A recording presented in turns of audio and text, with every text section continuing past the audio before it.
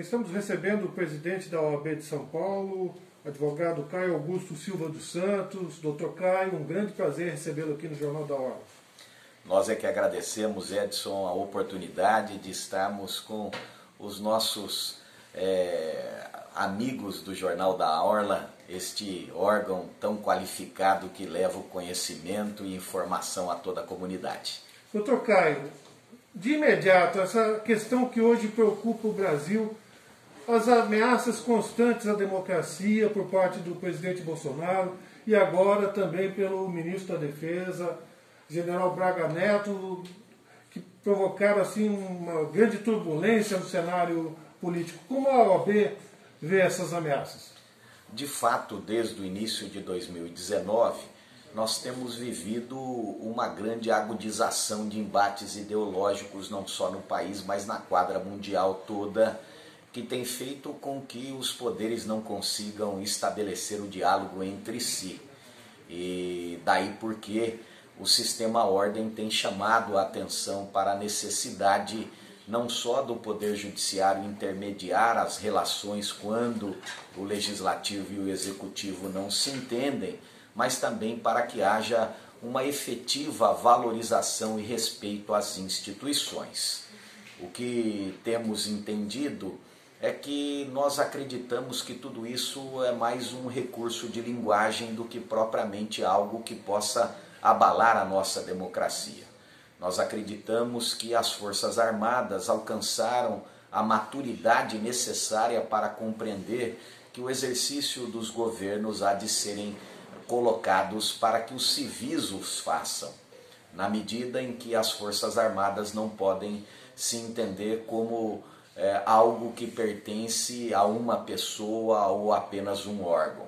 As Forças Armadas têm funções diferentes, funções de proteção da soberania nacional, de proteção, evidentemente, da segurança das fronteiras, mas nós pensamos que a maturidade alcançada pelo nosso país e também pelas Forças Armadas, por tudo aquilo que vivemos há não tão tempo distante assim do presente, fará com que todos compreendam que o Brasil não aceitará nenhum mais regime autoritário que implique no desrespeito a direitos. Com relação, doutor Caio, com relação à urna eletrônica, o senhor acha que a urna eletrônica tem algum tipo de possibilidade de fraude, como diz o presidente? Nós não temos, a nosso sentir, justificativa real para, no momento, duvidarmos desta questão envolvendo a qualidade e todo o complexo aparato que gira em torno das eleições eletrônicas no Brasil. É um sistema que tem sido elogiado em todo o mundo. Compreendemos que tudo aquilo que pode ser aperfeiçoado deve ser. Sabemos que o palco desta discussão é o Congresso Nacional e, não obstante esta linguagem e essas discussões todas que são travadas pelo Poder Executivo, nós acreditamos que não há justificativa no momento para fazermos a modificação do sistema. E acreditamos que o Congresso Nacional, depois de refletir sobre a matéria, vai permitir a continuidade deste sistema que tem sido elogiado em todo o mundo. Bem, doutor Caio, o senhor esteve recentemente em Brasília levando algumas reivindicações dos advogados de São Paulo junto ao Poder Judiciário. Quais são essas reivindicações que os advogados de São Paulo apresentaram às autoridades? Foram muitas as reivindicações em uma reunião que tivemos no Conselho Nacional de Justiça com o presidente, ministro Luiz Fux, que também é o presidente da Suprema Corte. Dentre elas, destacaria 3 questões importantes que afetam o dia a dia do cidadão. Nós destacamos que é necessário a apresentação pelo CNJ de um plano nacional de retomada das atividades do Poder Judiciário, evidentemente sempre respeitando as recomendações das autoridades médico-sanitárias.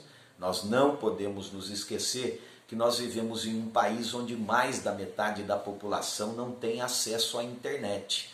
E parte da que tem acesso à internet não possui um sinal de qualidade a lhe permitir acessar os atos complexos do Poder Judiciário. para que se tenha uma ideia desta necessidade da retomada das atividades presenciais do Poder Judiciário, basta ver os números do convênio da assistência judiciária que é mantido pela OAB e a Defensoria Pública em todo o Estado para o atendimento da população carente nos 645 municípios do Estado. Nós temos uma média anual de 1 milhão a 1 milhão e 200 mil famílias e pessoas sendo atendidas neste convênio em uma situação de normalidade.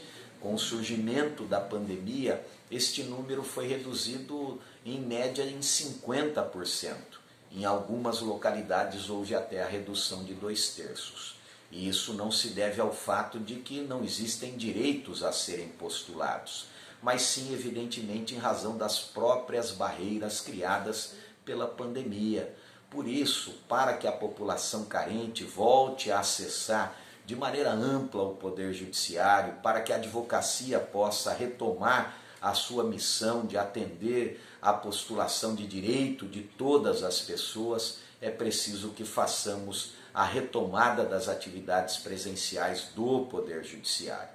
Naquela ocasião da reunião, também destacamos que o projeto já regulamentado e que foi apresentado pelo CNJ em razão de reivindicação de todo o sistema ordem, chamado balcão virtual, ele precisa ser impulsionado de uma forma mais expedita. Esse projeto do balcão virtual, ele implica na colocação do ferramental humano de pessoas que possam, através dos recursos tecnológicos, atender a população, os advogados e todos aqueles ligados à família da justiça. Mas nós temos que compreender que não basta colocar apenas um funcionário, um serventuário. Nós temos comarcas com muitas varas, milhares de processos. Portanto, todos os funcionários, os magistrados, precisam estar à disposição para poder responder esses contatos por e-mail, WhatsApp, por audiências telepresenciais, tudo para que haja maior eficiência no atendimento. E também reivindicamos uma melhora e uma readaptação da Resolução 125 do CNJ, que cuida dos chamados Centros Judiciários de Solução de Conflitos. Há muito tempo a Ordem tem apontado uma grande deficiência dos CEJUSCs. Nós sabemos que a advocacia sempre festejou todas as formas de solução de conflitos e, dentre elas, os chamados meios não judicializados, dentre os quais se destacam a mediação, a conciliação e a arbitragem. A mediação e a conciliação é que se aplica no contexto dos CEJUSCs. Mas nós acreditamos que os CEJUSCs só alcançarão com eficácia toda a sua serventia à população quando nós exigirmos a presença obrigatória do advogado. Costumamos dizer que as coisas são o que são e não o que dizem que são. Quem tem recurso financeiro sempre terá ao seu lado um advogado a lhe defender, a lhe orientar devidamente quanto aos seus direitos. E isto é uma conquista civilizatória da humanidade. Mas quando o carente chega no CEJUSC e ele se depara com uma outra pessoa que está assessorada por um advogado, ele recebe do Estado a resposta de que ele não precisa de um advogado a lhe orientar. E ele é, portanto, prejudicado, porque há uma situação de absoluta desigualdade. Ele, carente, ao postular um direito, se vê confrontando com uma pessoa que tem a devida orientação jurídica e a ele não é assegurado um advogado. Dissemos ao ministro Luiz Fux que, a bem da cidadania e para que evitássemos a criação de uma cidadania de um cidadão de segunda classe, era preciso readaptar a Resolução 125 do CNJ, exigindo, portanto, a obrigatoriedade da presença do advogado nos CEJUSCs. Bem, e como é que o senhor sentiu do ministro Fux a resposta a essas reivindicações? Foram respostas muito objetivas e nós acreditamos que ele se mostrou muito sensível a todas essas reivindicações, destacou que conversaria com a sua equipe toda para, inclusive, pensar na realização de convênios e parcerias com o sistema OAB para que nós juntos pudéssemos fiscalizar a eficácia das novas ferramentas tecnológicas e também pudéssemos dar ensejo a projetos que fossem ao encontro do bom atendimento do cidadão. Dr. Caio, muito obrigado pela entrevista, foi um grande prazer tê-lo recebido aqui no Jornal da Orla.